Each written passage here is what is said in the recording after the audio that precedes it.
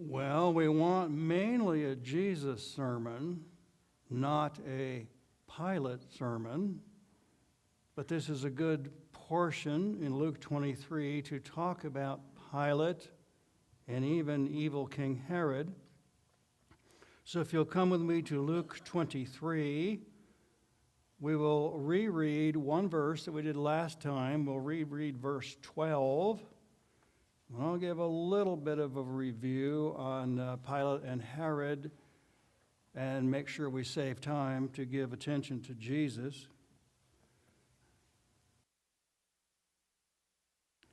But Luke 23, verse 12 is a good time to mention these two guys, both evil leaders.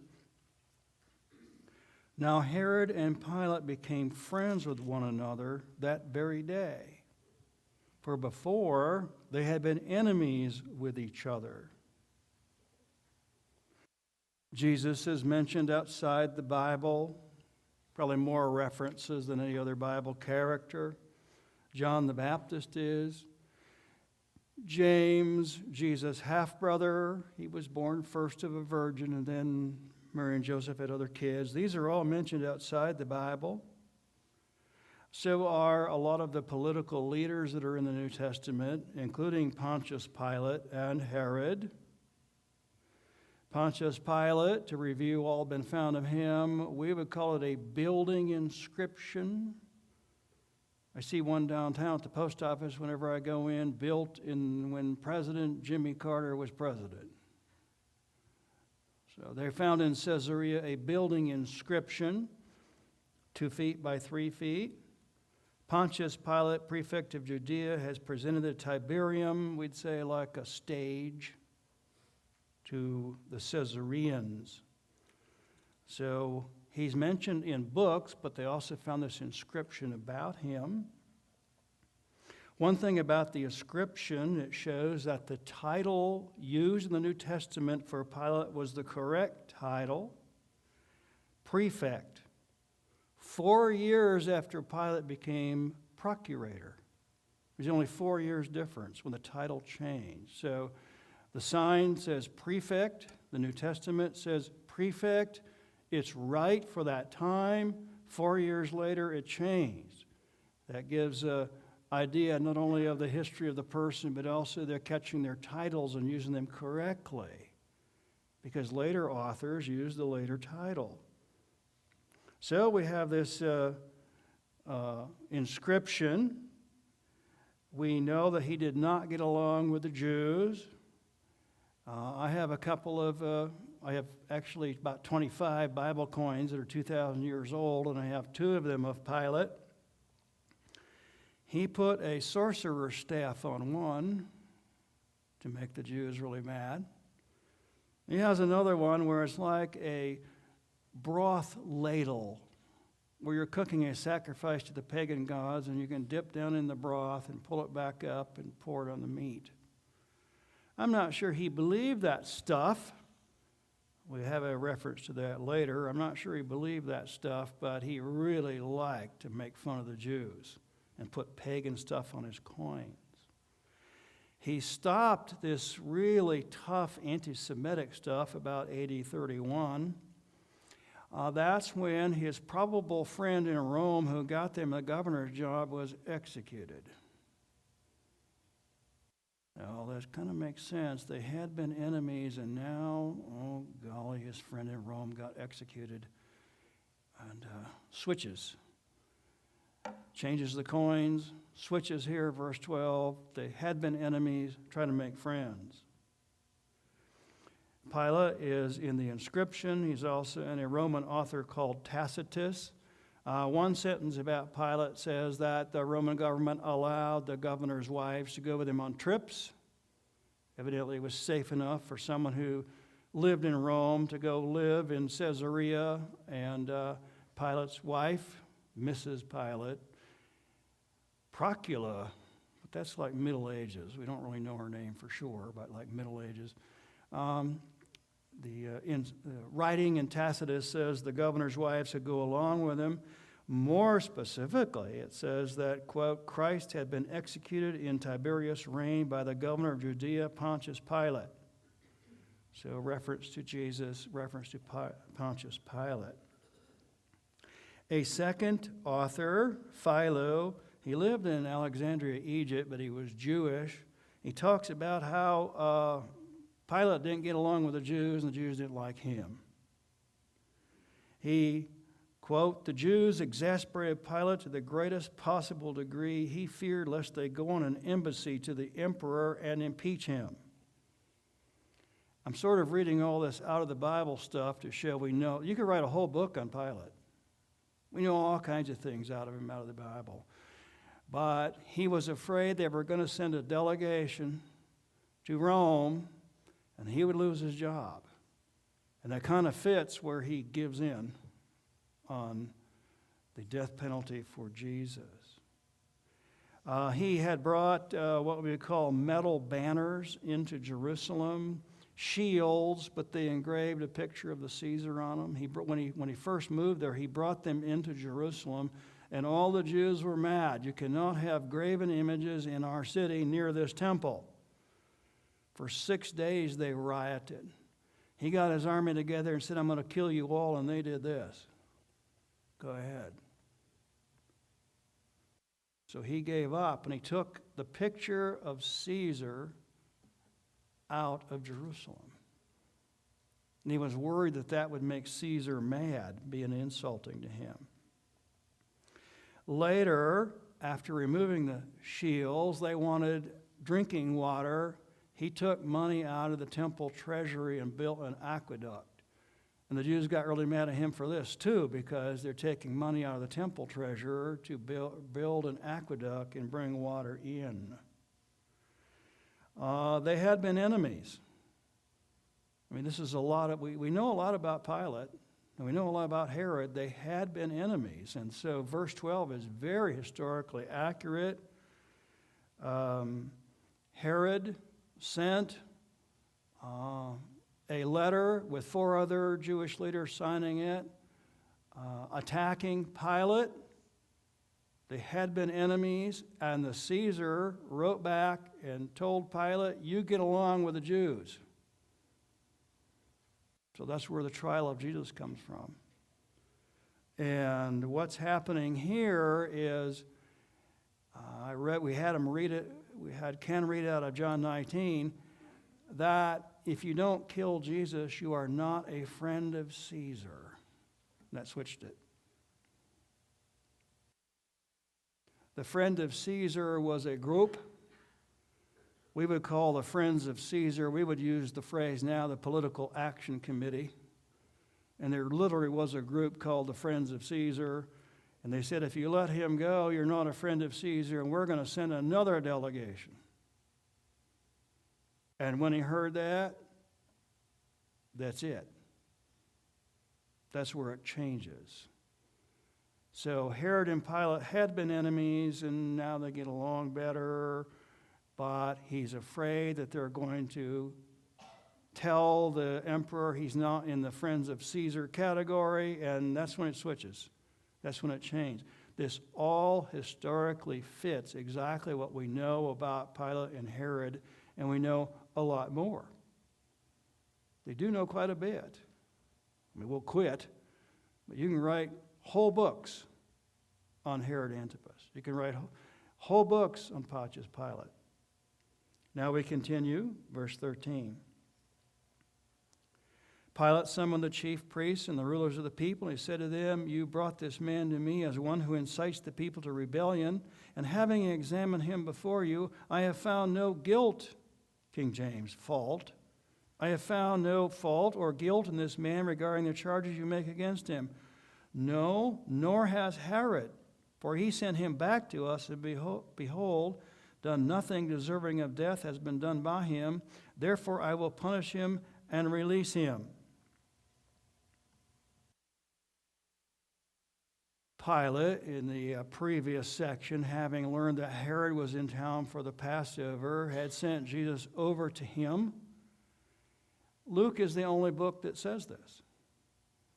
And then in verse 15, there's a reference also to the crowd. "I find no fault.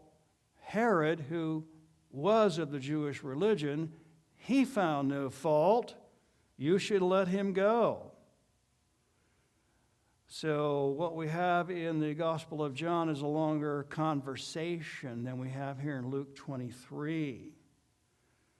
Pilate was going inside his house, and then he was going out to the crowd. Remember, the Jews in the Gospel of John would not go inside his house. They might be unclean for the Passover. Remember why? Romans did abortions. There may have been a dead baby in that house that was murdered. That's the actual reason they would not go inside the governor's palace in Jerusalem. And the other thing is, it would make us unclean. Now, they could be cleaned in about a week and do ceremonies to get it fixed, but it wouldn't be time to have the Passover. That's another kind of historical thought here. Jesus already had a Passover. Jesus and the apostles already had the Passover on Thursday night. Now the chief priests, we can't go inside Pilate's house because we can't have the Passover on Friday, starting at 3 o'clock. We slaughter the lamb right when Jesus dies on the cross. And this fits what we know of the Passover is so many hundreds of thousands of people came to Jerusalem for the Passover that the Galileans had it on Thursday night. And Jesus already had the Passover. But the chief priests and the Judeans had not yet had it, and they would have it on Friday, starting right when Jesus would be killed.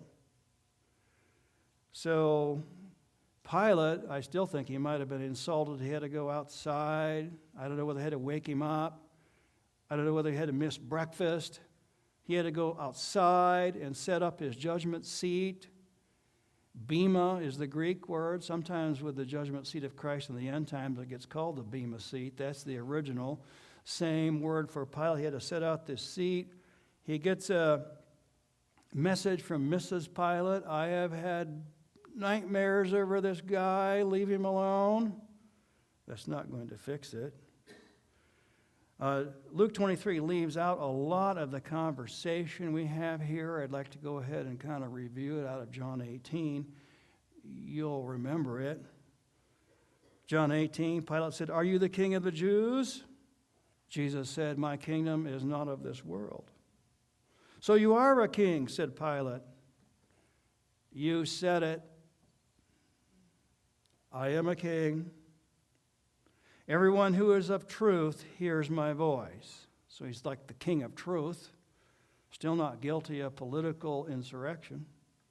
"Pilate, what is truth?" That line makes me wonder if he really believed in the sorcerer's staff he put on their coins. They really believed in the pagans and the pagan magic, because very skeptical and snide. What is truth? So John 19, 38, what is truth? And he went outside again to say, I find no fault in him. And we keep reading, they're going to find a third time in verse 22. So he kept saying, I find no fault in him. He mentions Herod. That's only in Luke. There was a trial before Herod, but it was only in Luke. And he mentions Herod again, that your leader, who is Jewish, said they find no fault in him about breaking your laws. So verse 16, I will beat him and release him. The law of Moses limited beating to 40 stripes. And they were very careful about this. The way they would do it, they had 3 straps, and they would only let them do it 13 times. So that was their way of knowing we didn't hit 40. The most it would be is 3 straps and 13 times. That's Jewish. But Romans had different whips. And they would tie bones to the ends of them. Jagged bones that'll rip up everything. And it doesn't say how many times they hit him, but it does say he wanted him to look so bad they'd feel sorry for him. So how much ever it takes, beat him so bad that he will look sorry, and they will let him go. Several of the old texts do not have verse 17. In my English Bible, it's in brackets. I looked at the Greek New Testament. There's one that has it about AD 300, and then there's a whole lot of them that doesn't. So it could be Luke didn't have that he had to release a prisoner at the Passover feast. But of course, the other Gospels do have it, that the reason he offered them Barabbas was it was a Passover feast. Time to let somebody go. We have that now. We have presidential pardons. I hear Governor Abbott is thinking about a pardon. Pilate could pardon. You want Barabbas or you want Jesus? After they beat Jesus all up. Now, Barabbas, it says here, he was a murderer. It says in the Gospel of Mark, he was a murderer. The Gospel of John uses the phrase a violent robber. Doesn't say murder, but they had more than one word for robber, kleptes, kleptomania, that came down into English. That just means pilfering stuff. Go get a candy bar. But Barabbas was a violent robber in John, notorious robber in Matthew, murderer in Mark and Luke, and they cried for Barabbas to be released. He offered to punish him again. Verse 22, a third time. And no guilt in him. It talks about putting a robe on him soon and beating him again. The robe actually came from Herod at that part of the trial. Only in Luke. Only in Luke. The robe came from Herod. The other Gospels talk about it being purple or red. So we get to this point, and Pilate is a very good politician. In the phrase that we read out of John, if you let him go, you are not a friend of Caesar. We have already sent a delegation there with letters about the shields with the image of Caesar on it. You back down, and Caesar wrote you a letter telling you to get along with us. And if you don't kill Jesus, we are going to send another delegation, and you are not going to be in the Friend of Caesar Political Action Committee. It is also likely that the Roman person just executed was a friend of Pilate, and maybe got Pilate his job. And the Roman person just executed was very anti-Semitic. So the Jews are threatening, we're going to send another delegation to Caesar. Tell him you're not his friend, and tell him that you're very anti-Semitic, like the person in Rome that he just executed. So despite Mrs. Pilate's dream and all that, that was the end. He was afraid of being, as we would say, impeached. Also that word, I don't know the Greek word without looking it up, but Philo in Alexandria, Egypt, said Pilate was afraid of being impeached by the Jews. Not written in here, but written in the Gospel of John. He washed his hands, and he said, I am innocent of this man's blood. We have in Matthew, his blood be on us and on our children. Wow. Because coming in the next section, coming is thinking about the destruction of the temple and the city in AD 70, where Jesus will also here tell the daughters of Jerusalem, you be afraid. So they had screamed, your blood be on us and on our children. We will take responsibility for your murder. Oh, good heavens. And Jesus had already warned them that their city would be destroyed, which we'll read shortly. But first we have Simon of Cyrene carrying the cross. Verse 26. When they led him away, they seized a man, Simon of Cyrene, coming in from the country, and placed on him the cross to carry behind Jesus? Well, probably just the crossbar. Maybe the poles were always standing out there at the execution site, and it does say it was outside the city limits. Book of Hebrews say, let's go outside with him, outside the camp. So if you want to be an outsider, be a Christian. Jesus died outside the city. If you want to be an outsider, trust in him as Savior. The poles probably already stood out there all the time, and he's carrying the crossbeam. But of course, he's been beat as many as 3 times. He just falls over, so they, we'd say, impress.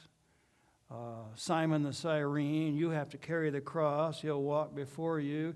It is historically true the Romans could grab a citizen.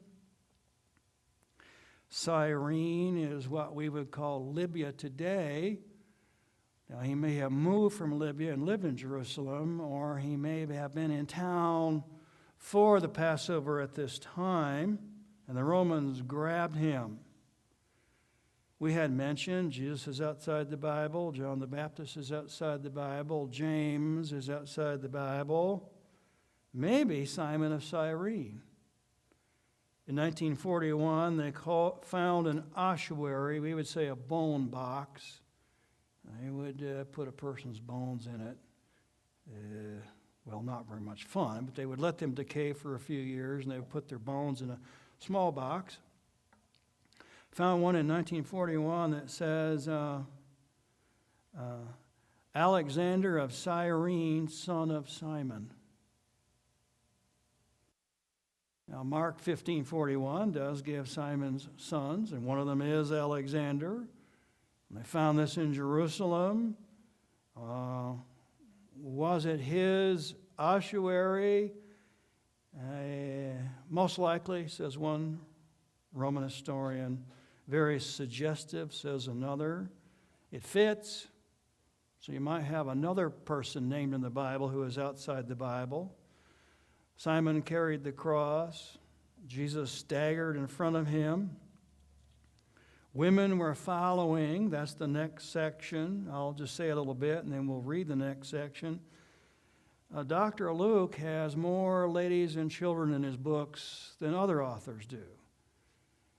So it's one of his characteristics. Maybe a medical doctor would be that way. He likes to give us children's stories and lady stories. That's kind of why when you do the Christmas story, in Matthew it's Joseph, in Mark it's Mary, in Luke it's Mary. Luke likes to put ladies' stories in it. That's the beginning of the Bethlehem story in Luke 2. In Luke 8, he mentioned 3 ladies that were following Jesus around and gave him money.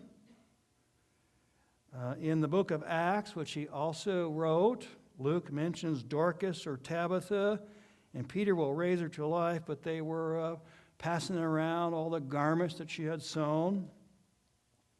First lady saved in Europe was named Lydia. Over and over, Luke, when he writes the book of Acts, talks about Priscilla and Aquila. So it does seem a characteristic. So that when we read verses 27, on the way to the cross, the women were following, and only Luke has that. He's the one that has it. Let's look at that much, verse 27 through 32. And following him was a large crowd of people and of women who were mourning and lamenting him. But Jesus, turning to them, said, Daughters of Jerusalem, stop weeping for me, but weep for yourselves and for your children. For behold, the days are coming when they will say, Blessed are the barren and those wombs who never wore and the breasts that never nursed. Then they will begin to say to the mountains, Fall on us, and to the hills, cover us. For if they do these things, when a tree is green, what will happen when it is dry? Then I added verse 32. 2 others also who were criminals were being led away to be put to death with him. Well, only Luke has Herod, Only Luke has this story about the women of Jerusalem following and crying on the way. Only Luke has these quotes from Jesus giving them a warning about AD 70. Lots of warnings about Jesus about AD 70 when the temple will be destroyed and the city will be destroyed, and there really are a lot of them in the writing of Luke. Palm Sunday is in all the Gospels, but in Luke 19 on Palm Sunday it says Jesus was crying. When he went up the ridge and he could turn and go see the city, it says he started crying and weeping for Jerusalem, for it says, "You do not know the day." They didn't know the day when Jesus was the Messiah, when he was at the time of his first visitation. They did not know the day, and they did not know the day coming. It says, he said, when your enemies will throw up a barricade against you, surround you on every side, they will level you to the ground, and unfortunately, and your children. Not one stone left upon another, AD 70. So, only in Luke, this crying on Palm Sunday, the city's going to be destroyed. Luke 21:20 is also very clear that when you see the army surrounding the city, get out. Church historian Eusebius said that they remembered Jesus' warnings and they went to Pella. So they remembered Luke 21:20 and got out. So we have Luke 19, Luke 21. Now here at Luke 23, only here, ladies are crying on the way while he's walking to the cross, or we could say staggering to the cross after his beating. And he says, the days are coming when you won't be crying for me. He's going to rise again. He's going to go up at the right hand of God and co-rule. But you can stop crying for me. You can cry for what's coming with AD 70. And there's been warning after warning after warning. Among the things he will say on the cross, coming in the next section for next week, today you will be with me in paradise. So he was going to die. All who believe in him are going to go to paradise. He told the ladies, you can stop crying over this. Among the things that we have learned today, looking at this, there's a lot about Herod and Pilate outside the Bible. They're very historical figures, and we know a lot about them. And what's being said in Luke and Matthew especially fits the times. They had been enemies, but the Caesar told them, get along with the Jews, after the Jews sent his delegation. Get along with the Jews, so Pilate sends Jesus over here, tries to make friends with him. Also, you get in the trial, when they get to the point, you are no friend of Caesar. He felt that was a threat to send another delegation to say that he had not obeyed Caesar's letter to get along with the Jews. So he just plain gives in, washes his hands of it. You yourself are guilty of this man's blood. The daughters follow him out there. Later in the Gospel of John, Mother Mary is out there. Her name is not here, that she was following the cross all the way out there. Can't say that for certain, but somehow she will get out there. And one of the sayings of the cross, he will tell the Apostle John, writing this book of John, he will say, now she's your mother. So we have got Herod and Pilate research, and we've got Jesus and carrying the cross. We have him out to the site, and then we'll kind of have like a Good Friday sermon next time in communion. Will the musicians please come?